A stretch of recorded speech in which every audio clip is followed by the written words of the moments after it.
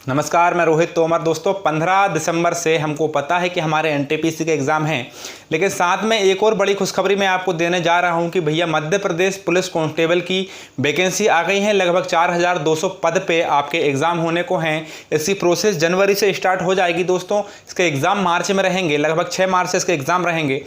दोस्तों Madhya Pradesh police constable की तरफ विशेष ध्यान देना, क्योंकि ये वैकेंसी 3-4 साल में आई है, इसको छोड़ना मत। और अगर अभी भी आप ये सोचकर बैठे हो कि भैया पेपर अभी दूर है इसलिए हम अपना काम निपटा लेते हैं, तो आपके पास कुछ काम नहीं है, ये आप भी जानते हो, इसलिए पढ़ाई पर ध्यान दें। दोस्तों पाचन तंत्र की हम बात कर रहे थे।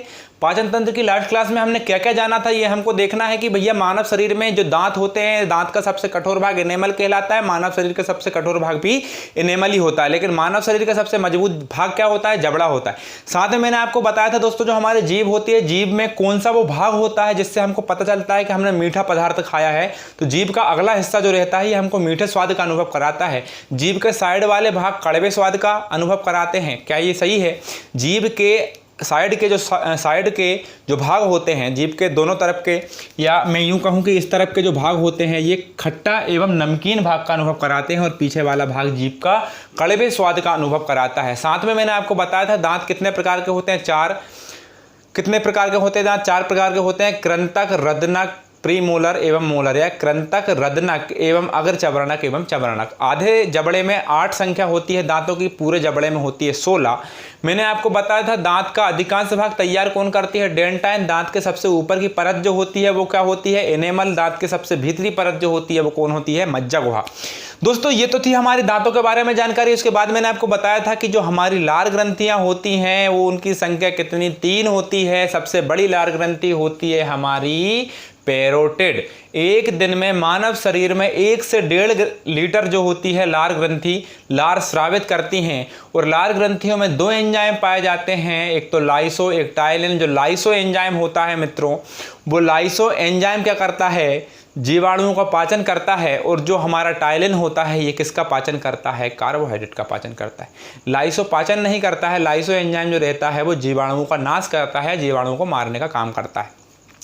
लार ग्रंथियों के बाद हमने फूड पाइप के बारे में जाना था। मैंने आपसे बोला था एक बात कि भैया जो हमारा फूड पाइप होता है इसकी एक इतनी बेहतरीन प्रक्रिया होती है कि अगर आप पेड़ पे उल्टा लटक कर भी भोजन करोगे तो वो भोजन आपके पेट में ही जाएगा, कहीं बाहर नहीं जाएगा। दोस्तों मैं जो भी पढ़ाता हूँ ये मान के चलिए कि बिल्कुल आईएमपी है। ये चीज़ें आपको हर कहीं नहीं मिलेंगी, ना ही आपको किताब में मिलेंगी और ना ही आपको किसी क्लासेस में मिलेंगी, क्योंकि बहुत सारी ऐसी चीज़ें हैं जो मुझे भी नहीं पता मैं कहाँ से पढ़ता हूँ, कहाँ से आपको बताता हूँ।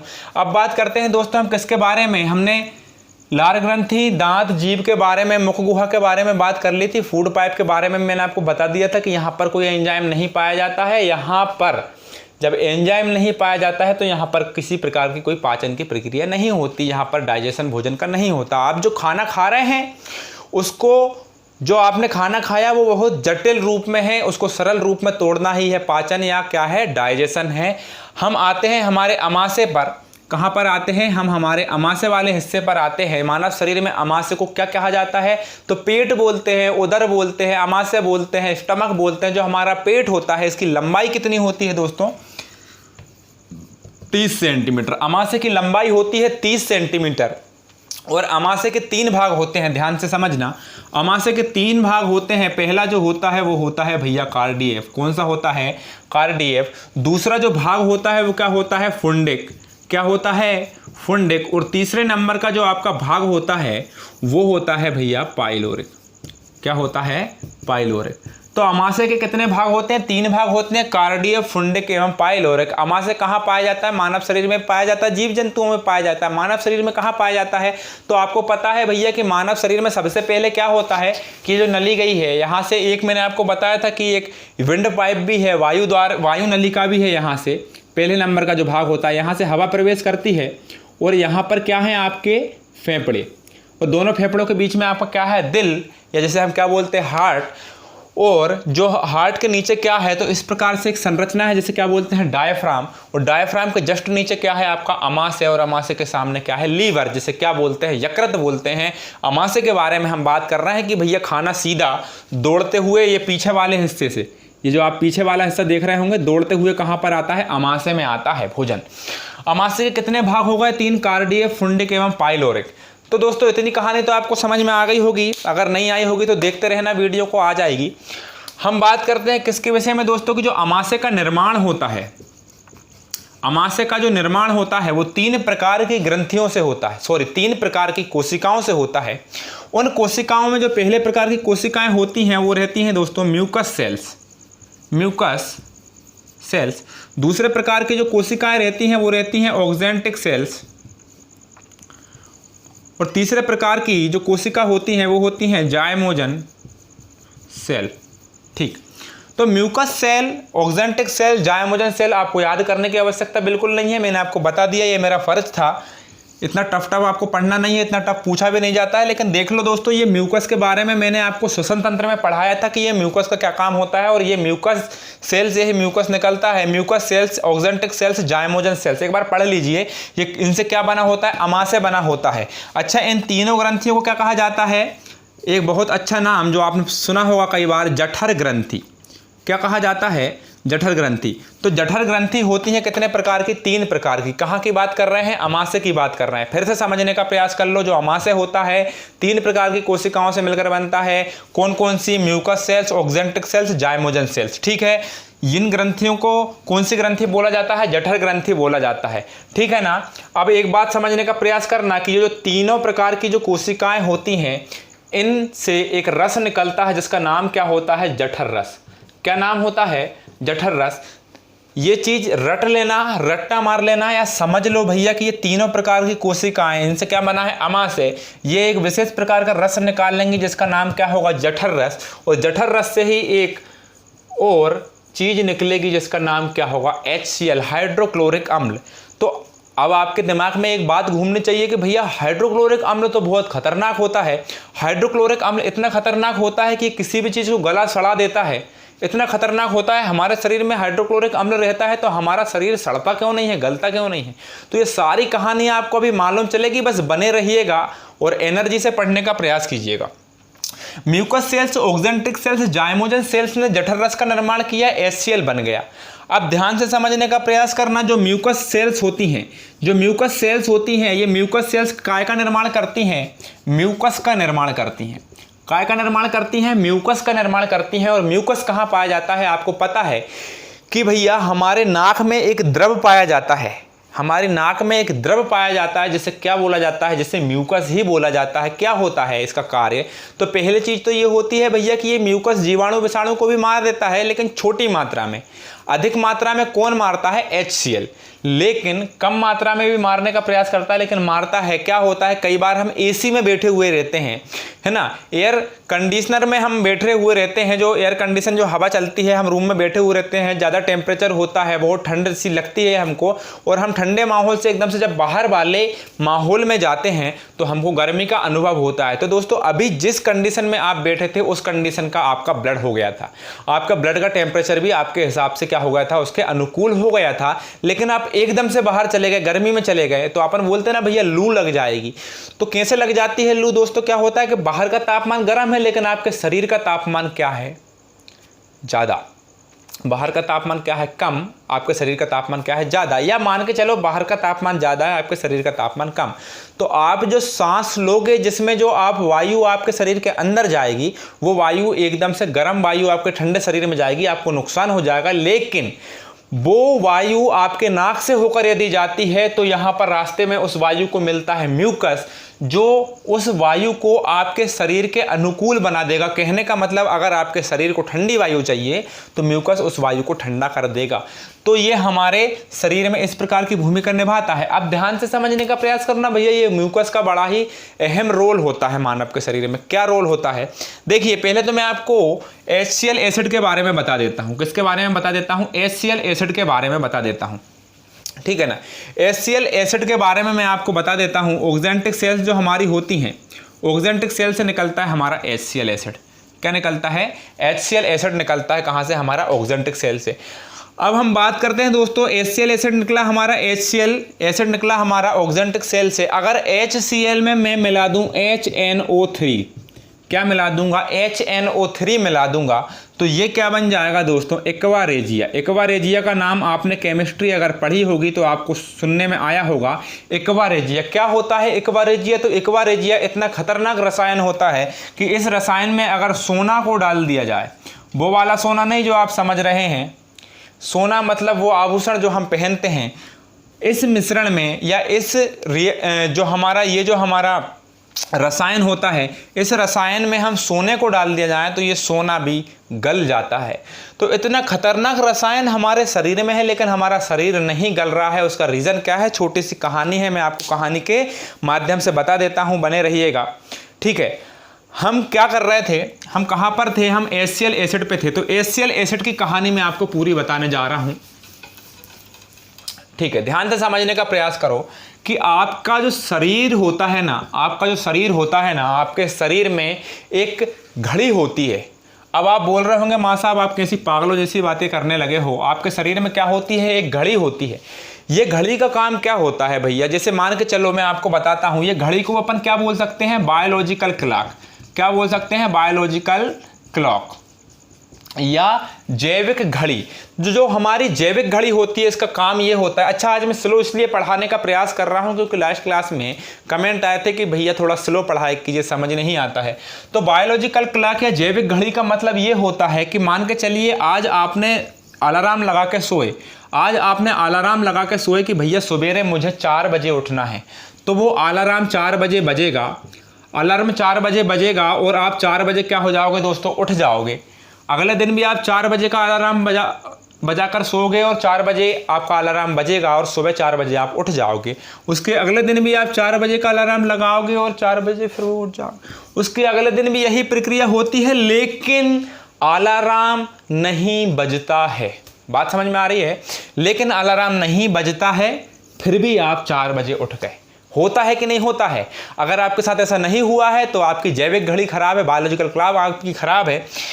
कहने का मतलब आपने अगर 10 बजे खाना खाया दिन में, पहले दिन, दूसरे दिन भी आपने 10 बजे खाना खाया, तीसरे दिन भी आपने 10 बजे खाना खाया, ये प्रक्रिया चलती रही और उसके बाद आप जैसे खाना नहीं खाओगे तो उसके बाद भी आपको 10 बजे भूख लगने लगेगी। कहने का मतलब आप समझ रहे हो कि हमारा शरीर जिस समय पर हम काम करने की आदत डाल लेते हैं, हमारे शरीर को वो आदत डल जाती है और हमारा शरीर हमसे खुद ही मांगने लगता है कि भैया मैं ये करना चाहता हूँ। तो यही काम जो कराती है वो कौन कराती है? बायोलॉजिकल क्लॉक कराती है। ये कहाँ पर उपस्थित रहती है? आपके मस्तिष्क में उपस्थित रहती है। अच्छा, आपने मस्तिष्क में एक ग्रंथि सुनी होगी जिसका नाम क्या है? पीनियल ग्रंथि। नहीं सुनी होगी क्योंकि इतने अंदर आप जाते नहीं होंगे पढ़ने के लिए, क्योंकि साइंस एक ऐसा सब्जेक्ट है कि आप इसको या तो स्पीडी से पढ़ते होंगे या जहाँ से भी पढ़ते होंगे इतने अंदर तक जाते नहीं होंगे पढ़ने के लिए। जो पीनियल ग्रंथि होती है ये हमारे कहाँ पर होती है? मस्तिष्क में होती है। कहाँ पर होती है? मस्तिष्क में होती है। और मस्तिष्क में किस जगह पर होती है? तो मस्तिष्क में ये हमारी एक और ग्रंथि होती है जिसका नाम क्या होता है? पीयूष ग्रंथि। तो पीयूष ग्रंथि का नाम तो सुना है भैया। सर जी इसको और क्या बोलते हैं? इसको मास्टर ग्रंथि बोलते हैं। सर जी आपको पता है? जी भैया हमको पता है, पीयूष ग्रंथि को मास्टर ग्रंथि बोलते हैं। ये मानव शरीर की सबसे छोटी ग्रंथि है, मस्तिष्क में पाई जाती है। इसका जो आकार होता है ये 0.6 ग्राम का होता है, सबसे छोटी ग्रंथि है, मटर के दाने बराबर ये होती है। लेकिन इसको मास्टर ग्रंथि इसलिए बोलते हैं कि पूरे शरीर पर इसी का नियंत्रण होता है भैया। जितनी भी ग्रंथि हैं पूरी ग्रंथियों से यही ग्रंथि काम करवाती है, पीयूष ग्रंथि। लेकिन ये पीयूष ग्रंथि का ही एक हिस्सा होता है जिसे क्या कहा जाता है? पीनियल ग्रंथि। और ये पीनियल ग्रंथि पीयूष ग्रंथि से भी छोटी है आकार में, लेकिन मानव शरीर की सबसे छोटी ग्रंथि पीयूष ग्रंथि को इसलिए कहा जाता है क्योंकि पीनियल ग्रंथि जो है वो पीयूष ग्रंथि का ही एक भाग है। तो यही पीनियल ग्रंथि का काम होता है भैया बायोलॉजिकल क्लॉक का काम करवाने का या घड़ी का काम करवाने का। ये मानव शरीर में जो समय निर्धारण का काम होता है ये हमारी बायोलॉजिकल क्लॉक करवाती है। अब मैं आपको कहानी बताना प्रारंभ करता हूं। आपको बात समझ में आ रही हो तो लाइक का बटन ठोक देना। मैं आपको बताता हूं भैया जो हमारा अमाशय होता है इसमें क्या कहानी होती है।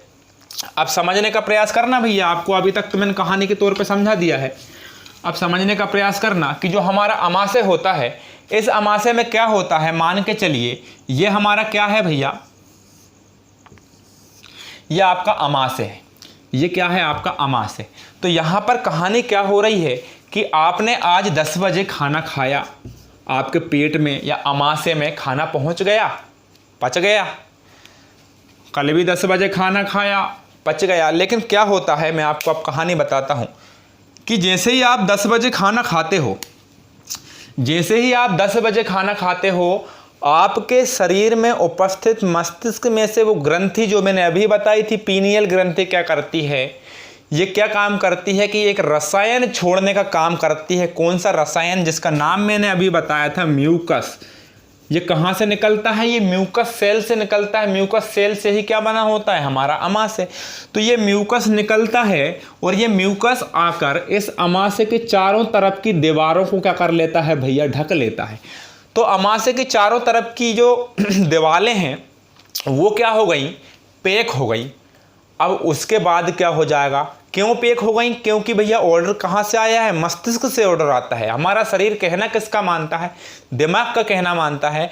मस्तिष्क जो कहता है हमारा शरीर वही करता है। मस्तिष्क ने बोला भैया खाना आने वाला है। क्यों आने वाला है? क्योंकि मस्तिष्क को पता है, पीनियल ग्रंथि को पता है कि कितने बज चुके हैं, 10 बज चुके हैं। ये बंदा 10 बजे खाना खा रहा है, तो इसके खाना खाने से पहले आप एक काम करो, अमाशय के चारों तरफ क्या कर दो?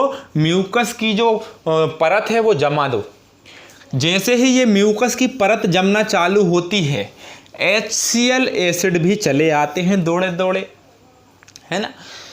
तो वो आपने गाना सुना होगा, कब से खड़ा था मैं यहाँ आई तो कितनी देर से। आपने वीडियो भी देखी होगी, एक ट्रक खड़ा रहता है और जेसीबी लेट आती है उसमें रेत डालने के लिए। तो ये गाना वीडियो ने देखा था स्नैक वीडियो पर, तो बहुत अच्छा लगा था। जो म्यूकस जैसे ही आता है, उस गाने से आप याद कर लेना कि जैसे ही म्यूकस आया, चारों तरफ की दीवारों को पैक किया, तुरंत बाद क्या छूटा? HCl छूटा। और HCl आया भागते हुए आया। कहाँ है? खाना कहाँ है? क्या कहाँ है? खाना। क्योंकि भैया उसको पता है 10 बज गया, खाना आने वाला होगा। तो क्या आ गया भैया? यहाँ से HCl एसिड आ गया। ये HCl एसिड आ गया। अब HCl एसिड आ गया, ठीक है। अब 10 बजे आपने खाना भी खा लिया, तो अब ये ऊपर से खाना भी चला आ रहा है। तो ये क्या होगा मित्रों, क्या होगा मेरे दोस्तों, कि यहाँ से इस HCl एसिड में क्या मिल जाएगा? आपका खाना मिल जाएगा, आपका भोजन मिल जाएगा। क्या मिल जाएगा? खाना मिल जाएगा, भोजन मिल जाएगा। ये मिल तो जाएगा, लेकिन अब क्या होगा? आपकी कहानी समझना कि भोजन में जैसे ही आपका HCl मिलता है, मैंने आपको बताया कि HCl इतना खतरनाक रसायन होता है कि ये सोना को भी गला सकता है अगर इसमें HNO3 मिला दिया जाए तो। HCl क्या करेगा? खाने में जितने भी आपके कंकड़ या रेत, जो पत्थर कई बार हम खा लेते हैं अनजाने में, लेकिन अपन सोचते हैं यार ये पत्थर पेट में चला गया, अब कहीं गड़ेगा, तो नहीं गड़ता, क्योंकि ये HCl कंकड़ पत्थर रेत जैसे आइटम को भी क्या कर देता है? गलाने का काम कर देता है। तो भैया ये कंकड़ पत्थर रेत तो गला देगा HCl, किसके? खाने में उपस्थित। साथ में खाना जो आपने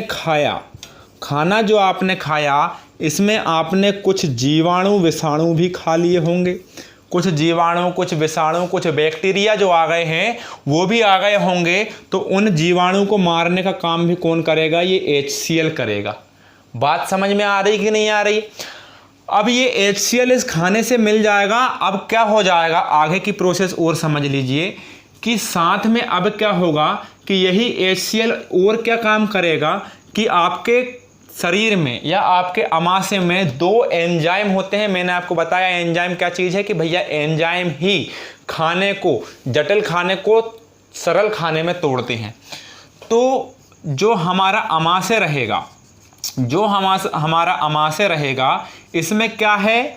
एक तो आपका एंजाइम है जो क्या है, जिसका नाम क्या है? प्रोरेनिन। और एक क्या है जिसका नाम क्या है? प्रोपेप्सिन। एक क्या एंजाइम है? प्रोरेनिन। और एक क्या एंजाइम है? प्रोपेप्सिन।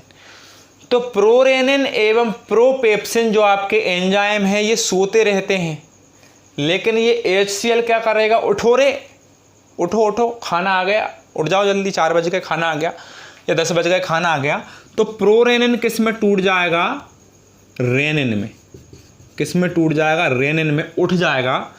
प्रोपेप्सिन किस में टूट जाएगा? पेप्सिन में टूट जाएगा। अच्छा, आपको नाम अगर कठिन लग रहे होंगे इसके बाद भी तो मैं कुछ नहीं कर सकता, कंपटीशन छोड़ दो, क्योंकि ऐसे लोगों का कंपटीशन में कोई जगह नहीं है। ये सड़े नाम आपको अगर याद नहीं हो पा रहे हैं तो सीरियसली में आपको कंपटीशन छोड़ देना चाहिए, क्योंकि कंपटीशन में आजकल वही लोग बैठ पा रहे हैं जो इन सब चीज़ों को हंसी खिलाड़ समझते हैं, मजाक मजाक में याद हो जाते हैं। यार आप कठिन मानते हो, और वो लोग जो वीडियो छोड़ के ही भग गए हैं तो वो तो कहीं पढ़ ही नहीं पाएंगे, कोई इसको नहीं पढ़ पाए तो किसी चीज़ को नहीं पढ़ पाएंगे। रेनिन की बात करें तो इसका प्रारंभिक रूप प्रोरेनिन था, लेकिन ये रेनिन में टूटा। रेनिन क्या होता है, पेप्सिन क्या होता है, ध्यान से समझना।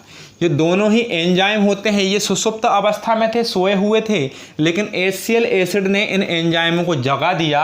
ये एंजाइम कहाँ पर होते हैं? तो ये आपके अमाशय में ही होते हैं, ठीक है ना। तो ये जैसे ही जागे तो रेनिन ने बोला कि दूध कहाँ है, दूध पीना है मुझे। क्या पीना है? दूध। तो ये दूध को किस में चेंज करता है? दही में चेंज करता है। बस इतना याद रख लो, रेनिन दूध को दही में चेंज करता है या दूध का पाचन करता है।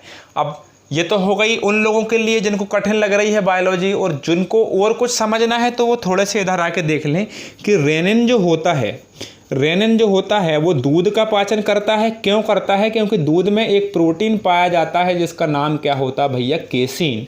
और केसीन के कारण ही दूध का रंग क्या होता है? सफ़ेद। ग्रुप डी में हजारों बार क्वेश्चन पूछ लिया गया है। तो जो केसीन रहता है दोस्तों, इस केसीन को किस में बदल देता है? पेरा केसीनेट में बदल देता है। किस में बदल देता है? पेरा केसीनेट में बदल देता है। तो पेरा केसीनेट में जैसे ही केसीन चेंज होता है तो जो हमारा दूध होता है वो किस में चेंज हो जाता है? दही में चेंज हो जाता है। तो इसलिए मैं बोल रहा था दूध को दही में चेंज करने का काम कौन करता है? हमारा केसीन करता है। कौन करता है? रेनिन करता है। अब बात करते हैं भैया ये दूसरा बचा है, इसके बारे में वो बता ही दो। तो पेप्सिन, पास है पेप्सिन और पास है प्रोटीन, याद कर लेना। समझ लो कि पेप्सिन कहने का मतलब प्रोटीन जो होता है, हम जो खाने में प्रोटीन खाते हैं, प्रोटीन सबसे ज़्यादा किस में पाया जाता है? दालों में पाया जाता है, अंकुरित अनाजों में पाया जाता है, सोयाबीन में पाया जाता है। तो जो प्रोटीन होता है इसका सरलतम रूप मैंने आपको कल की क्लास में बता दिया था कि प्रोटीन का सरलतम रूप होता है भैया पेप्टोन्स। क्या होता है? पेप्टोन्स। तो प्रोटीन को पेप्टोन्स में चेंज करने का काम जो करता है वो कौन सा एंजाइम करता है? पेप्सिन। कहने का मतलब जहाँ भी एंजाइम मिलेंगे वहाँ पर क्या होगा? पाचन होगा। तो पाचन कब होगा? पेप्सिन ने क्या किया? प्रोटीन को पेप्टोन्स में चेंज किया। मतलब प्रोटीन कैसा था? जटिल पदार्थ था, उसको सरल पदार्थों में, पानी पी लेता हूं 1 मिनट।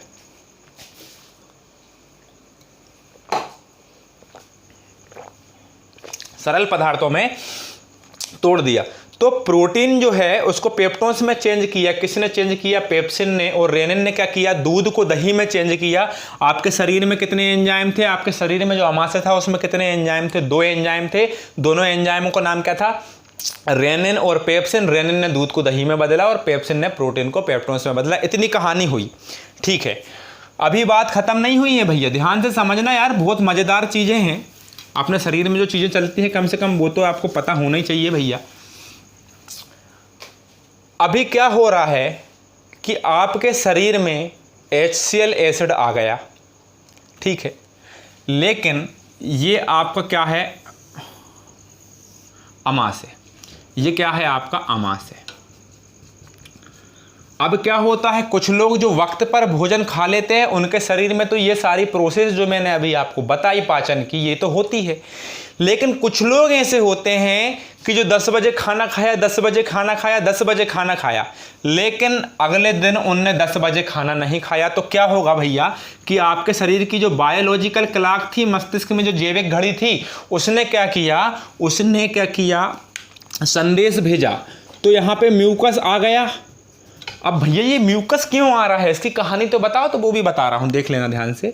म्यूकस आ गया, म्यूकस के जस्ट बाद कौन आएगा? HCl आएगा। मैंने आपको अभी बताया। अब HCl क्या बोलेगा? खाना दो, खाना दो, खाना दो। खाना चाहिए इसको तो, क्यों? क्योंकि इसको खाने के जीवाणुओं को मारना है, कंकड़ पत्थर को गलाना है। HCl एसिड को क्या करना है? एक्टिवेट। HCl एसिड क्या करेगा? रेनिन एवं प्रोपेप्सिन, प्रोरेनिन को क्या करेगा? एक्टिवेट करेगा। तो ये सारे काम HCl को करना है, लेकिन खाना तो आया ही नहीं। कैसे करूँगा? अब मैंने आपको अभी बताया ये बहुत खतरनाक एसिड होता है, ये जला देता है। तो क्या होता है कि भैया 10 बजे आप खाना नहीं खा रहे, तो अब ये HCl को गुस्सा आएगी और ये HCl को कुछ खाने को नहीं मिलेगा। तो ये HCl क्या करेगा, ये जो आपकी परत दिख रही है ये वाली नीली वाली, इस परत को काटने का काम करेगा।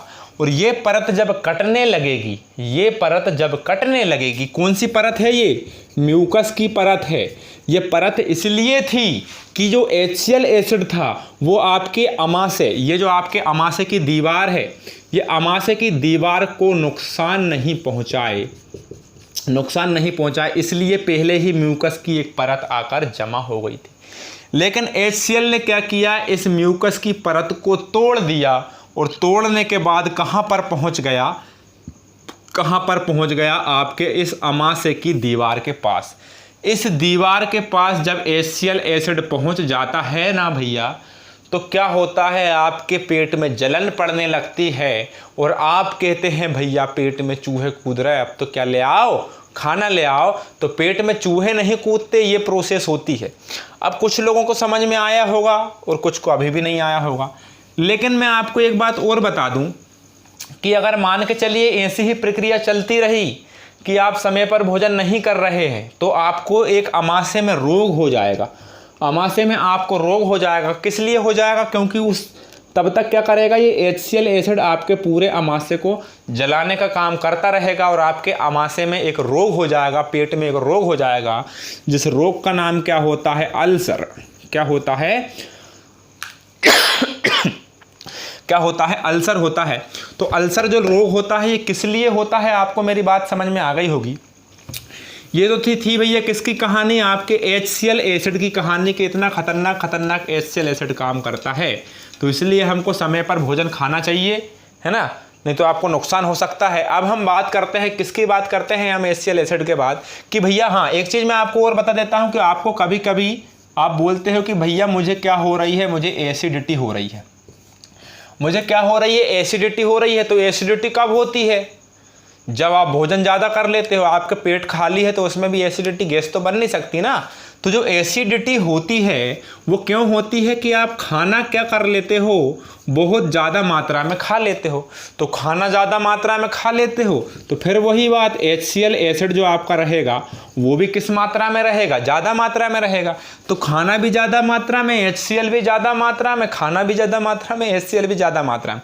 तो ध्यान से समझना, जो HCl होता है इसका pH मान कितना होता है, 1.5 से 2.5 के बीच में। कहने का मतलब बहुत ज़्यादा अम्लीय होता है। अम्लीय जो रहता है, अम्ल जो रहते हैं स्वाद में कैसे रहते हैं, खट्टे रहते हैं, और क्षार कैसे रहते हैं, स्वाद में खारे रहते हैं, कड़वे रहते हैं। तो इतना कम pH वैल्यू होने के बाद, pH वैल्यू क्या है मैं आपको बता दूं, 1 से लेकर 7 तक क्या होता है, प्रभाव अम्लीय होता है। pH वैल्यू जो होती है 1 से 7 के बीच में वो अम्लीय होता है। 7 कैसा होता है, उदासीन, और 7 से ज़्यादा जो भी रहेगा वो क्या रहेगा, क्षार। तो 1.5 से 2.5 तो मतलब ये 7 से कम है, तो कैसा रहेगा, अम्लीय रहेगा।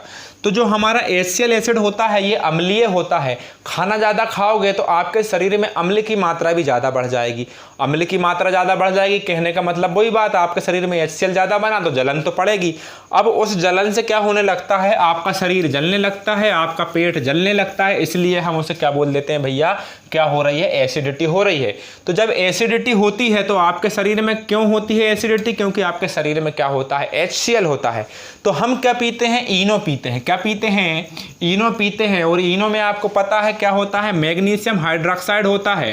क्या होता है, मैग्नीशियम हाइड्रोक्साइड होता है। ये मैग्नीशियम हाइड्रोक्साइड जब HCl से मिलता है तो क्या बनता है, आपका नमक बनता है, और क्या बनता है, पानी बनता है। तो नमक और पानी बन जाता है। तो अब दोनों तो अपन क्या कर सकते हैं, ये दोनों को तो अपन आराम से पचा सकते हैं, दोनों को तो हम डाइजेशन में कर सकते हैं, क्योंकि नमक हम खाते हैं।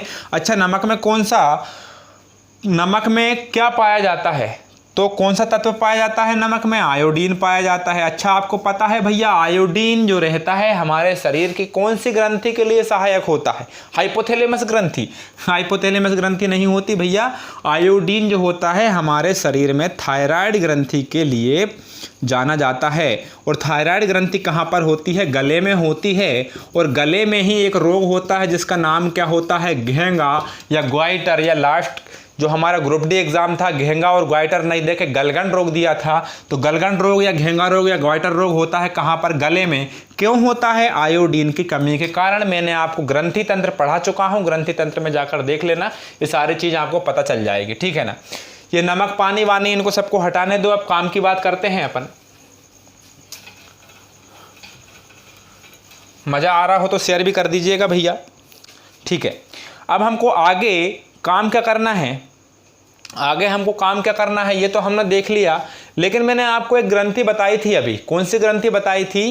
पीनियल ग्रंथि, जो मानव शरीर की सबसे छोटी ग्रंथि है, जो पीयूष ग्रंथि का एक हिस्सा है। तो ध्यान रखिएगा, जो ग्रंथि तंत्र है मैंने उसमें आपको पढ़ाया है कि ग्रंथि कैसे याद रखना है। पीपी, टीपी, टीपी और एटीओ। ग्रंथि तंत्र की वीडियो में जाकर देख लेना। पी से पीनियल ग्रंथि, पी से पीयूष ग्रंथि, टी से थायराइड ग्रंथि, पी से पैराथायराइड ग्रंथि, टी से थाइमस ग्रंथि, पी से पेनक्रियाज, ए से एड्रिनल, टी से टेस्टिस, ओ से ओवरी। और ये सारी ग्रंथि होती है। एक ग्रंथि और होती है हाइपोथैलेमस ग्लैंड। हाइपोथैलेमस ग्लैंड कहाँ पर होती है? आपके मस्तिष्क में होती है। काम क्या करती है? मानव शरीर का तापमान बनाए रखने का काम करती है। तापमान बनाए रखने का काम कौन करती है? Hypothalamus gland. कहाँ पर होती है? मस्तिष्क में पाई जाती है। कैसे तापमान को नियंत्रित करती है भैया ये भी बता दो।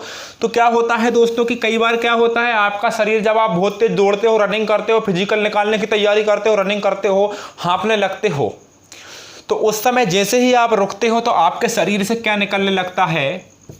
आपके शरीर से क्या निकलने लगता है? पसीना। क्या निकलने लगता है? पसीना निकलने लगता है। क्यों निकलने लगता है? कि आपका शरीर बहुत ज़्यादा गर्म हो चुका है। दौड़ दौड़ कर आपका शरीर बहुत गर्म हो चुका है। मेहनत करने पर आपका शरीर गर्म हो जाता है, और जैसे ही आपका शरीर गर्म होता है तो आपके शरीर से क्या निकलता है? पसीना। लेकिन ध्यान रखना, पसीना किन ग्रंथियों से निकलता है? श्वेत ग्रंथियों से पसीना निकलता है। और आंसू की बात करें तो आंसू किन ग्रंथियों से निकलते हैं? तो आंसू लेक्रिमल ग्रंथि से निकलते हैं, और पसीना श्वेत ग्रंथियों से निकलता है। जानकारी मिल गई होगी। तो दोस्तों क्या होता है, शरीर से जब पसीना निकलता है तो ये पसीना निकलने के बाद क्या होता है? इससे कौन मिलती है? हमारी वायु मिलती है। और वायु से जब पसीना मिलता है तो क्या होता है दोस्तों? ऑक्सीकरण होता है। और सभी को मालूम है जहाँ पर ऑक्सीकरण की क्रिया होती है वहाँ पर कैसा अनुभव होता है? हमें ठंडा अनुभव होता है। तो पसीना जब वाष्पीकृत हो जाता है तो हमको ठंडक महसूस होती है। कहने का मतलब हमारा शरीर कैसा हो जाता है? ठंडा। तो आपको बात समझ में आई होगी कि आप जब दौड़ रहे थे तो आपका शरीर कैसा था? गर्म। लेकिन हमारे शरीर ने क्या किया? पसीना निकाला, पसीना वाष्पीकृत हुआ तो हमारा शरीर वापस कैसा हो गया? ठंडा हो गया। तो गर्म शरीर को ठंडा करना, ठंडे शरीर को गर्म करने का काम जो करती है, इस पर जो नियंत्रण होता है वो होता है कौन से ग्रंथि का? हाइपोथैलेमस ग्रंथि का। ये ग्रंथि भी कहाँ पाई जाती है? आपके मस्तिष्क में पाई जाती है। अब हम बात करेंगे किसके बारे में भैया? छोटी आंत के बारे में बात करेंगे। पहले देख लेता हूँ वीडियो चल रही है कि नहीं। वीडियो तो काफ़ी ज़्यादा लंबी हो गई है भैया, मुश्किल ही है पाचन तंत्र आपका हो पाए इस वीडियो में भी, फिर भी अपन जल्दी जल्दी प्रयास करेंगे। देखते हैं जल्दी से छोटी आंत के बारे में बात करते हैं। छोटी आंत का जो प्रारंभ होता है ये कहाँ से होता है? इस हिस्से से होता है। ये हिस्सा क्या कहलाता है दोस्तों? ध्यान रखना, ये हिस्सा कहलाता है पकवासे। क्या कहलाता है? पकवासे या डूडोनम कहलाता है। पकवासे जो आपका हिस्सा रहता है, इस हिस्से की लंबाई कितनी रहती है? वही रहती है 30 सेंटीमीटर। कितनी रहती है? 30 सेंटीमीटर रहता है इसकी। ये जो आप देख रहे होंगे, ये वाला जो हिस्सा है ना, ये वाला, ये कौन सा हिस्सा है? ये छोटी आंत का ही हिस्सा है। इसे पकवासे के नाम से जाना जाता है, डूडोनम के नाम से जाना जाता है। यहाँ पर क्या होता है, ध्यान से सुनिए कि ये जो हमारी क्या होता है, ये जो हमारा पित्ताशय दिख रहे हैं, ये ध्यान से समझने का प्रयास करो भैया। ये क्या है? आपका लीवर। क्या है ये? आपका लीवर। तो ये लीवर, यहाँ पर लिख देता हूँ ना, लीवर। तो ये लीवर के जस्ट नीचे क्या पाया जाता है? गॉल ब्लेडर या पित्ताशय। तो ये जो पित्ताशय होता है भैया, मुश्किल ही है कि आपका इस वीडियो में भी पाचन तंत्र हो पाए, क्योंकि बहुत सारा पढ़ाना है। पित्ताशय जो आपका रहता है, ये पित्ताशय लीवर में रहता है, सबसे नीचे रहता है। करता क्या है पित्ताशय? ये एक रस निकालता है। क्या निकालता है? एक रस निकालता है। इस रस को कहा जाता है, इस रस को क्या कहा जाता है? Boil juice. बॉयल जूस, ठीक है ना? ठीक है, जो भी है, बाइल जूस कहा जाता है। अच्छा, जो बाइल जूस जो हमारा रहता है, ये काम क्या करता है? तो ये काम क्या करता है भैया, इसका जो पीएच वैल्यू होती है, ये होती है 7.6 अप्रॉक्सीमेट, 7.6 जो इसकी पीएच वैल्यू होती है। कहने का मतलब क्या है? 7 से ज़्यादा है तो कैसा होता है? क्षारीय। तो अभी तक भोजन कैसा था? पेट में अमाशय में अम्लीय। लेकिन यहाँ से जैसे ही इस हिस्से में आएगा, यहाँ पर गूदक आदि ज़्यादा हो गई है, ध्यान से समझना भैया। यहाँ पर जैसे ही इस हिस्से में आएगा, कौन आएगा? आपका पित्तरस। जैसे ही पित्तरस इस हिस्से में आएगा तो क्या हो जाएगा, आपकी पीएच वैल्यू क्षारीय हो जाएगी। लेकिन ये कब आएगा, जब भोजन यहाँ से निकलकर कहाँ आएगा, यहाँ आएगा। तो जैसे ही आपके पेट से या अमाशय से भोजन निकलकर इस हिस्से में आता है तो ये जो आपको ये थैली दिख रही है, इस थैली का आकार पूछ लिया जाता है कई बार। ये थैली का नाम क्या है, पित्ताशय या गॉल ब्लैडर। इस पित्ताशय से पित्तरस निकलता है या बाइल जूस निकलता है। इस बाइल जूस का जो पीएच वैल्यू होती है वो क्या होती है, 7.6। कहने का मतलब ये क्षारीय होता है। और इसी पित्ताशय से जो रस निकलता है, पीएच रस या जो रस निकलता है पित्तरस या बाइल जूस, ये कहाँ पर आता है, आपके इस हिस्से में आता है। किस हिस्से में, पकवासे वाले हिस्से में आता है। पकवासे जो होता है आपका, इसका आकार पूछ लिया गया है। तो पकवासे का आकार कैसा होता है, अंग्रेजी के अक्षर यू के समान। किसके समान, यू के समान। ये आप देख रहे होंगे, ये यू दिख रहा है आपको, नहीं दिख रहा, तो यू के समान होता है। अच्छा, आपके पित्ताशय से पित्तरस पकवासे में गिरना कैसी प्रक्रिया है, तो ये कैसी है, प्रतिवर्ती क्रिया। कैसी प्रक्रिया है, प्रतिवर्ती प्रक्रिया। तो प्रतिवर्ती प्रक्रिया के द्वारा ही, प्रतिवर्ती क्रियाओं के द्वारा ही, प्रतिवर्ती जो क्रियाएं होती हैं वो कैसी होती हैं वो भी समझ लीजिए। कहने का मतलब कई बार क्या होता है कि जैसे मान के चलो मैंने आपको कोई चांटा मार दिया, मैं किसी को चांटा नहीं मारता। जैसे मान के चलो आपके दोस्त ने आपको चांटा मारा, आप बगैर सोचे समझे उसको चांटा दे दिए। उसके बाद आपने सोचा कि भैया मैंने इसको मार दिया। कई बार होता है ऐसा। तो क्या है, ये प्रतिवर्ती क्रिया ही है। मतलब वो क्रियाएं जो बिना सोचे समझे हो, प्रतिवर्ती क्रियाएं कहलाती हैं। बिना सोचे समझे, जैसे मान के चलो आप गाड़ी चला रहे हो, साइड में से एक ट्रक निकला, आप डर गए एकदम से। तो ये डरना आपकी क्या थी, प्रतिवर्ती क्रिया ही थी। और डरने के कारण आपने अपनी गाड़ी को सतर्क कर लिया। तो प्रतिवर्ती क्रियाएं जो होती हैं वो डायरेक्ट होती हैं, उनमें दिमाग का कोई रोल नहीं होता है। इन ग्रंथियों पर कम से कम जो प्रभाव या कम से कम जो मान के चलें किसके संरक्षण में होती है, तो हमारे शरीर की एक ग्रंथि होती है, एड्रिनल ग्रंथि, जो किडनी के ऊपर पाई जाती है। इसका एक भाग कॉर्टेक्स और एक भाग मेडुला होता है। होता क्या है कि इसी एड्रिनल ग्रंथि के द्वारा प्रतिवर्ती क्रियाएं नियंत्रित होती हैं। साथ में हमारा मस्तिष्क का भी एक पार्ट है। ये सारी कहानी आपको क्लासेस में बताऊंगा, बहुत सारी चीजें रहती हैं। बायोलॉजी एक ऐसा विषय है, जितना पढ़ोगे उतना पढ़ते जाओगे, मजा आते जाएगा। ठीक है ना, ये अपन क्लास में कर लेंगे जो भी करना है। अपन इनको समझते हैं कि भैया बाइल जूस जाता है, पकवासे में जाता है, और जो खाना हमारा रहता है वो अम्लीय रहता है, तो उसको कैसा कर देता है, क्षारीय कर देता है। कहां पर, पकवासे में। ठीक है, अब यहां पर खाना कैसा हो चुका है भैया, क्षारीय हो चुका है। कैसा हो चुका है, क्षारीय हो चुका है। साथ में अब एक बात और समझने का प्रयास कर लेना भैया कि पित्तरस के द्वारा वसा का एमल्सिफिकेशन होता है। वसा मतलब क्या होता है भैया, फैट। तो फैट को फैटी एसिड में तोड़ देता है। फैटी एसिड में तोड़ने का काम कौन करता है, तो कौन करता है, आपका पित्तरस। कौन करता है, पित्तरस। तो पित्तरस का क्या काम होता है भैया कि वसा को, फैट जो होता है उसको फैटी एसिड में, या मतलब वसा को सरल अणुओं में तोड़ देता है। अब कई बार क्या होता है कि मनुष्य का जो ये वाला अंग है, क्या बोलते हैं इस अंगों को, पित्ताशय। तो मनुष्य के पित्ताशय को निकाल कर या मनुष्य के गॉल ब्लैडर को निकाल कर ऑपरेशन करके बाहर फेंक दिया जाता है, क्योंकि इसमें भी गड़बड़ी आ जाती है। तो फेंक दिया तो डॉक्टर लोग एक सलाह देते हैं कि भैया आप वसा मत खाना, फैट मत खाना। क्यों, क्योंकि अगर आपने मान के चलो फैट खा ली या वसा खा ली, वसा कितने प्रकार की होती, कल बताया था 2 प्रकार की, एक तो जंतु वसा, एक वानस्पतिक वसा। बहुत सारा डाटा है यार, मैं आपको क्या क्या दूं। तो भैया जो भी होता है, ये आपका पित्तरस जो होता है वसा का एमल्सिफिकेशन करता है, वसा को पचाने का काम करता है। जब यही नहीं होगा तो वसा का पाचन होगा क्या, नहीं होगा। तो आपके शरीर में जो भी आप वसा खाओगे वो जाके वैसी की वैसी जम जाएगी, मोटापा बढ़ जाएगा।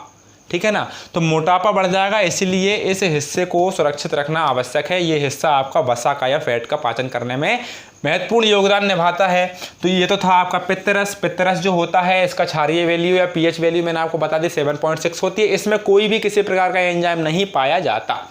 बात हो गई खत्म। अभी खाना कहाँ पर है, इस वाले हिस्से में है, इस वाले हिस्से में है। अब खाना कहाँ पर आएगा, यहाँ पर आएगा। तो ये वाला जो आपका हिस्सा है वो क्या है, आपकी छोटी आंत। तो मानव के शरीर में जो आहार नाल होती है, मानव का जो शरीर होता है इसमें जो आहार नाल होती है, इसकी लंबाई कितनी होती है भैया, 9 से लेकर कितने मीटर, हाँ लगभग 8 से लेकर कितने मीटर, 10 मीटर। अगर फिट की बात करूं तो 33 फीट आहार नाल की लंबाई होती, 33 फीट आहार नाल की लंबाई होती है। आहार नाल मतलब यहाँ से लेके पूरा। तो आहार नाल की जो लंबाई होती है वो कितनी होती है? 33 फीट। आहार नाल यहाँ से शुरू होती है और यहाँ पर ख़त्म होती है। लेकिन लगभग 6 से लेकर 8 मीटर तक का जो हिस्सा होता है वो किसका होता है? छोटी आंत का होता है। तो छोटी आंत की जो लंबाई होती है वो कितनी होती है? लगभग कितने मीटर मैं बोल सकता हूँ? 6 मीटर। कितने मीटर? 6 मीटर से लेकर कितने मीटर? 7 मीटर से लेकर 8 मीटर तक होती है। किसकी लंबाई? छोटी आंत की। किसकी लंबाई? छोटी आंत की। तो छोटी आंत की लंबाई 6 से लेकर 8 मीटर तक की होती है। मतलब मानव शरीर में सबसे ज़्यादा आहार नाल में जो यूज़ होता है या आहार नाल का सबसे लंबा भाग क्या होता है? तो छोटी आंत होती है। छोटी आंत की लंबाई 6 से लेकर 8 मीटर तक होती है। ध्यान से समझना। अब ये छोटी आंत यहाँ पर जो जुड़ी होती है, यहाँ पर जो जुड़ी होती है उसे क्या बोलेंगे भैया? तो ये वाला जो हिस्सा होता है, ये वाला हिस्सा क्या कहलाता है? सीकम। क्या कहलाता है? सीकम। तो सीकम वाले हिस्से से छोटी आंत एवं बड़ी आंत आपस में जुड़ी होती हैं। और उस सीकम वाला हिस्सा, अब देखना बड़ी आंत की बात करें, ये है आपकी बड़ी आंत। कितनी मिनट की वीडियो बन गई पहले वो देख लेते हैं। 40 मिनट हो चुके हैं भैया, 2-3 मिनट और देख लो, बंद करेंगे वीडियो। अभी क्या है कि मान के चलो ये वाला हिस्सा क्या है आपका? सीकम। अब ये जो आपकी बड़ी आंत है, अच्छा ध्यान रखना भैया, ध्यान रखना कि जो हमारी छोटी आंत होती है इसमें उंगली के समान, किसके समान? अंगुली के समान छोटी छोटी ऐसी क्या इस प्रकार से रचनाएं पाई जाती हैं। इन्हें क्या कहते हैं? आंत्र रसांकुर। क्या कहते हैं? आंत्र रसांकुर कहते हैं। अंगुलों के समान जो रचनाएं होती हैं इन्हें आंत्र रसांकुर के नाम से जाना जाता है, या इंटेस्टाइनल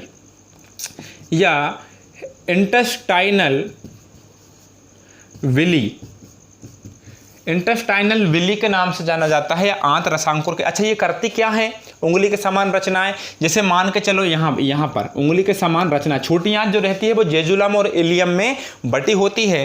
तो जो हमारा इलियम वाला पोर्शन है, इस पोर्शन में उंगली के समान रचनाएं पाई जाती है। मान के चलो यहाँ पर आकर आपको पूरा का पूरा पाचन हो जाता है, खाना पच जाता है। तो क्या होता है? छोटी आंत में ये जो उंगली के समान रचनाएं होती है ना, ये ग्लूकोज को एब्जॉर्ब कर लिया, ठीक है ना। आपने प्रोटीन खाया था, प्रोटीन से अमीनो एसिड बन गया, तो उस अमीनो एसिड को या पेप्टोन्स को एब्जॉर्ब कर लिया और ब्लड में मिला दिया। तो आप जहां आपके शरीर में ग्लूकोज की आवश्यकता थी वो ब्लड ने ले जाकर ग्लूकोज उस अंग को दे दिया। मान के चलो इस हाथ में चोट लगी है और यहाँ पर इस हाथ की मरम्मत करना है, तो जो जीर्ण कोशिकाएं हैं वो टूट गई हैं, फट गई हैं, मेरे शरीर की कोशिकाएं, इस हाथ की कोशिकाएं फट गई हैं, तो इसकी मरम्मत के लिए प्रोटीन की आवश्यकता है। तो मेरी जो ब्लड रहेगा वो ब्लड यहाँ पर प्रोटीन ला के दे देगा। प्रोटीन लाकर नहीं देगा, पेप्टोन्स या पेप्टाइड, या मैं आपसे बोलूं क्या लाकर देगा? Amino acid. तो एमिनो एसिड लाकर दे देगा, क्योंकि सरल रूप लाकर देता है। ब्लड में जटिल रूप नहीं, सरल रूप आता है। अच्छा, यहाँ पर जो है पाचन पूरा हो जाता है। जो छोटी आंत हमारी होती है, जो हमारी छोटी आंत होती है, इसमें पूरा पाचन हो चुका होता है। उसके बाद यहाँ पर पाचन के लिए कुछ भी नहीं करना पड़ता। पाचन यहीं से चालू हो जाता है, यहीं से चालू हो जाता है, यहाँ आके पाचन की प्रक्रिया पूरी खत्म हो जाती है। अब यहाँ से जो बड़ी आंत होती है, वो जो छोटी आंत होती है वो बड़ी आंत से जुड़ी हुई होती है सीकम वाले हिस्से में। यहाँ पर इतना हिस्सा क्या कहलाएगा? सीकम। और इसके ऊपर का ये पूरा हिस्सा जो आप बड़ी आंत का देख रहे हो, ये क्या कहलाएगा? कोलन कहलाएगा। क्या कहलाएगा? कोलन कहलाएगा। और जो कोलन होता है वो 3 प्रकार का होता है। यहाँ से लेकर यहाँ तक का जो कोलन होगा वो क्या हो जाएगा दोस्तों? Ascending colon. क्या हो जाएगा? Ascending colon. और यहाँ से लेकर यहाँ तक का जो कोलन होगा या बड़ी आंत होगी, इसे क्या बोलेंगे? Transverse colon. क्या बोलेंगे? Transverse colon. और यहाँ से लेकर यहाँ तक का जो रहेगा कोलन वो क्या रहेगा? Descending colon. क्या रहेगा? Descending colon. अच्छा, जो असेंडिंग, ट्रांसवर्स और डिसेंडिंग जो कोलन होता है 3 टाइप का होता है, ऊपरीगामी, अधोगामी, है ना। तो जो यहाँ पर जो ये आपका हिस्सा रहेगा, ये वाला, तो इस हिस्से को कहा जाता है रेक्टम। क्या कहा जाता है? रेक्टम। या अपन क्या बोल सकते हैं? मलाशय। मलाशय मतलब जो बेकार पदार्थ है वो इकट्ठा होता है यहाँ पर मलाशय में, ठीक है ना। तो जो मलाशय होता है वो डिसेंडिंग या अधोगामी कोलन का ही हिस्सा होता है। कौन? मलाशय, ठीक है ना। मलाशय के जस्ट बाद यहाँ पर क्या होता है? गुदा होता है।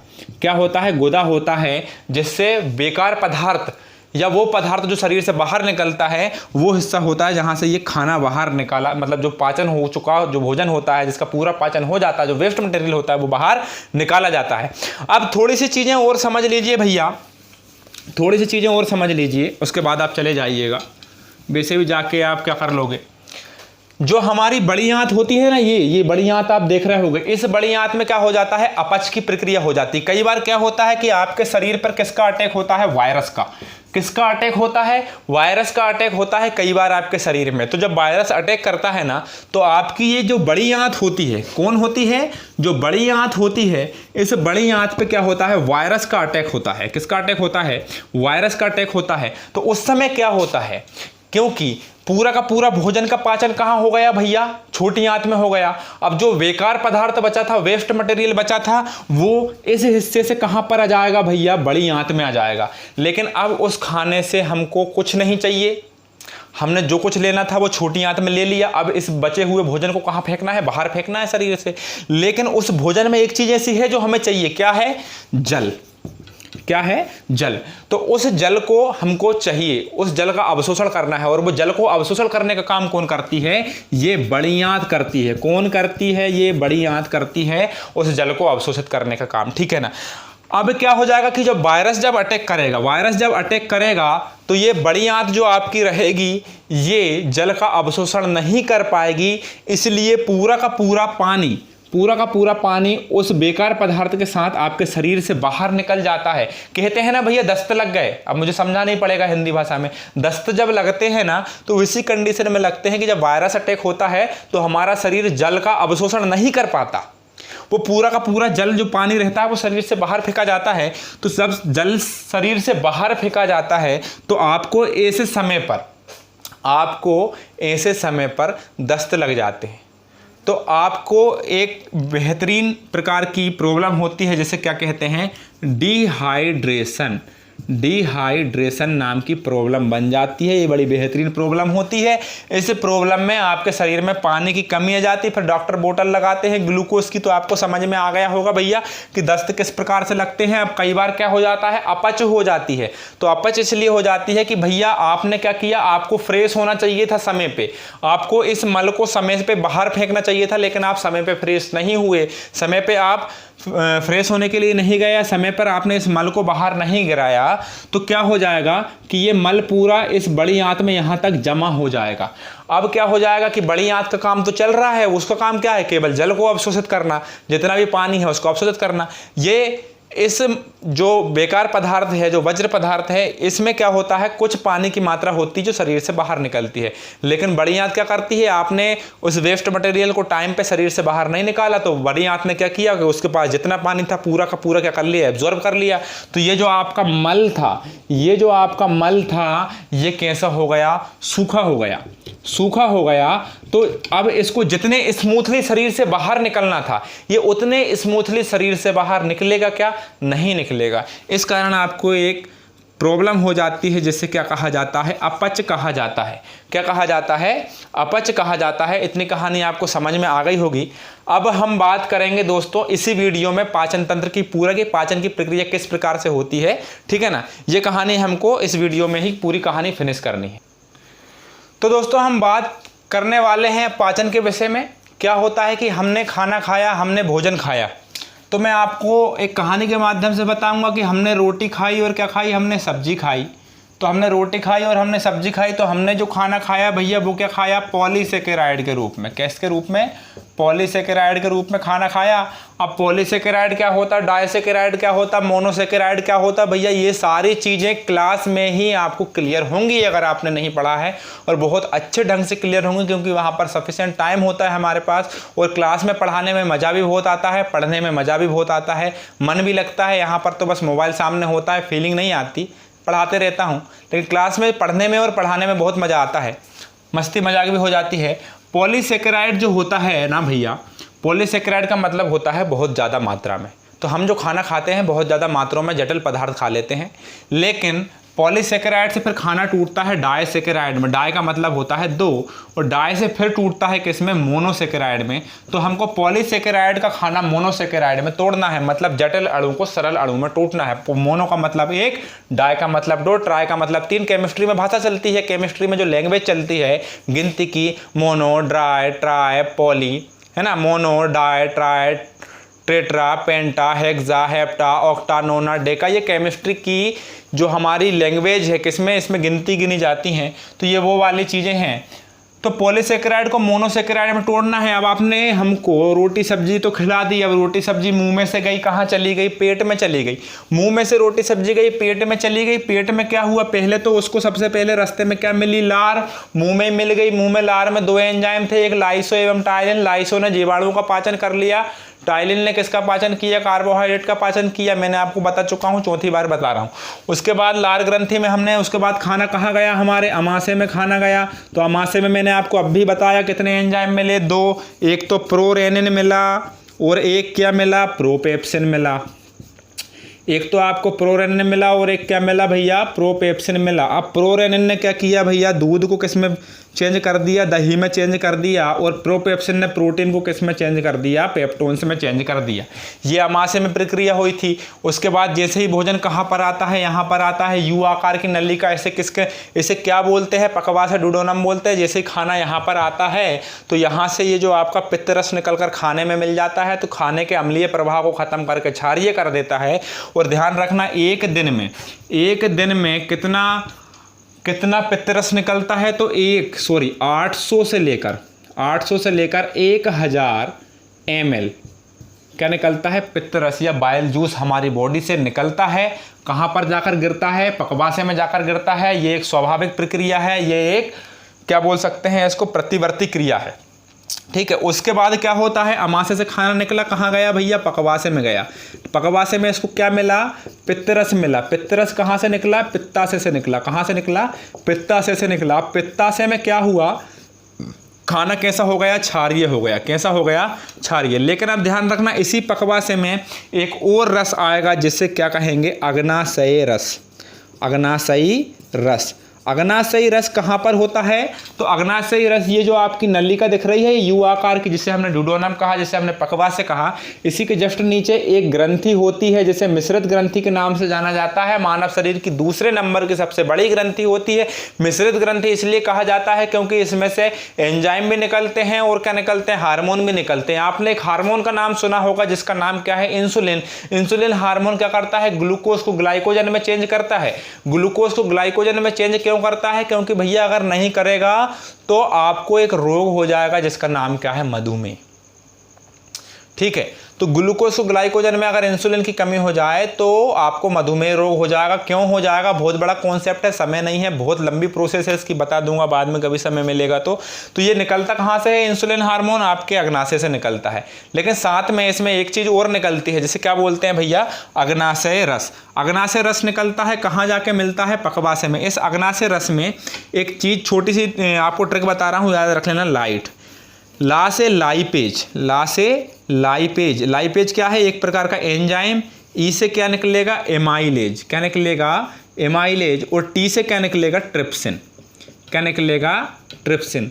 तो लाइपेज, एमाइलेज एवं ट्रिप्सिन तीन प्रकार के एंजाइम निकलते हैं। लाइपेज वसा का पाचन करता है, एमाइलेज कार्बोहाइड्रेट का, और ट्रिप्सिन किसका पाचन करता है, प्रोटीन का पाचन करता है। तो प्रोटीन का पाचन करता है। अब देखना, लाइपेज, एमाइलेज, ट्रिप्सिन ये क्या है, आपके एंजाइम है। तो जो पॉलीसेकेराइड है इनको डाइसेकेराइड में, मतलब जो पॉलीसेकेराइड में आपने खाना खा रहे हैं ना, तो डाइसेकेराइड में टूटते रहेंगे। मतलब खाना जो है जटिल अणु सरल अणुओं में टूट रहे हैं। कहाँ पर, अग्नाशयी रस के द्वारा। अग्नाशयी रस कहाँ पर मिलता है, इस जगह पर मिलता है। इस जगह का नाम क्या है, पकवासे। अग्नाशयी रस में कितने एंजाइम, 3। लाइट से मैंने याद रखा, ला से लाइपेज, ई से एमाइलेज, टी से trypsin. Lipase, amylase, trypsin. Lipase किसका पाचन, वसा का पाचन। एमाइलेज किसका, कार्बोहाइड्रेट का। ट्रिप्सिन किसका पाचन, प्रोटीन का पाचन करता है।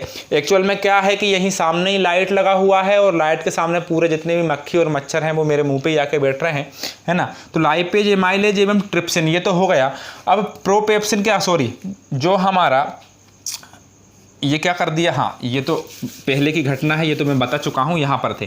ट्रिप्सिन किसका पाचन, प्रोटीन का पाचन। तो ये कहानी हो गई। अब जैसे ही खाना आपकी छोटी आंत में आता है तो छोटी आंत में यहाँ पर भी एक ट्रिक याद रखना, सोमाली। क्या याद रखना, सोमाली। सू से सुक्रेज, सू से सुक्रेज, माँ से माल्टेज और ला से लैक्टेज। सुक्रेज, माल्टेज एवं लैक्टेज ये एंजाइम आपको छोटी आंत में मिलते हैं। सुक्रेज क्या करता है, ये क्या करता है, सुक्रेज क्या करता है कि आपका जो भी शर्करा रहेगी या जो आपका मान के चलिए कार्बोहाइड्रेट रहेगा उसको ग्लूकोज में तोड़ने का काम करता है, या हम यूँ कह दें कि डायसेकेराइड को किस में तोड़ेंगे, मोनोसेकेराइड में। यहाँ पॉलीसेकेराइड से डायसेकेराइड में टूट रहे थे इस जगह पर, अब डायसेकेराइड से मोनोसेकेराइड में कहाँ टूट जाएंगे, हमारे छोटी आंत में। छोटी आंत में कौन कितने एंजाइम मिलेंगे, 3, सुक्रेज, माल्टेज एवं लैक्टेज। सुक्रेज किसका पाचन, कार्बोहाइड्रेट का पाचन। माल्टोज जो रहता है ये भी किसका पाचन करेगा, माल्टोज। जैसे मान के चलिए माल्टोज पाया किस में जाता है, शहद में पाया जाता है। लैक्टोज, लैक्टिक एसिड किस में पाया जाता है, ये दूध में पाया जाता है। तो ये काम क्या करते हैं, तीनों काम कुछ नहीं करते। ना ही आपसे ये पूछा जाएगा सुक्रेज कहाँ पाया जाता, माल्टेज कहाँ पाया जाता, लैक्टेज कहाँ पाया जाता, तीनों कहाँ पाए जाते, छोटी आंत में पाए जाते हैं। और केवल एक चीज़ याद रखो भैया कि ये काम क्या करते हैं, ये डायसेकेराइड को मोनोसेकेराइड में तोड़ने का काम करते हैं। और मोनोसेकेराइड जो सबसे प्रारंभिक कड़ी होती है, मतलब पॉलीसेकेराइड से खाना अगर मोनोसेकेराइड में टूट गया तो आपके खाने का पूरा पाचन हो गया। बात समझ में आ गई कि नहीं। तो मोनोसेकेराइड में खाना टूट चुका है कहाँ पर, छोटी आंत में। तो इसलिए कहा जाता है कि छोटी आंत में पाचन की क्रिया पूर्ण हो जाती है। अब जो वेस्ट मटेरियल बचता है वो सीकम में जाता है, सीकम से होकर कहाँ जाता है, कोलन में जाता है। कोलन के बाद कहाँ होता है, एनस के द्वारा बाहर निकाल दिया जाता है। जो जल की मात्रा रहती है वो बड़ी आंत द्वारा अब्जॉर्ब कर ली जाती है।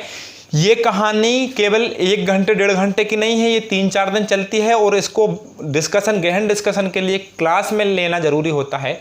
ऑफलाइन क्लास आपका मज़ा ही कुछ और होता है। दोस्तों अगर आपको समझ में आ रहा हो तो आप प्लीज़ लाइक का बटन दबा देना, तो मैं समझूंगा कि हाँ भैया आपने अच्छे से पढ़ा है। आज के लिए धन्यवाद।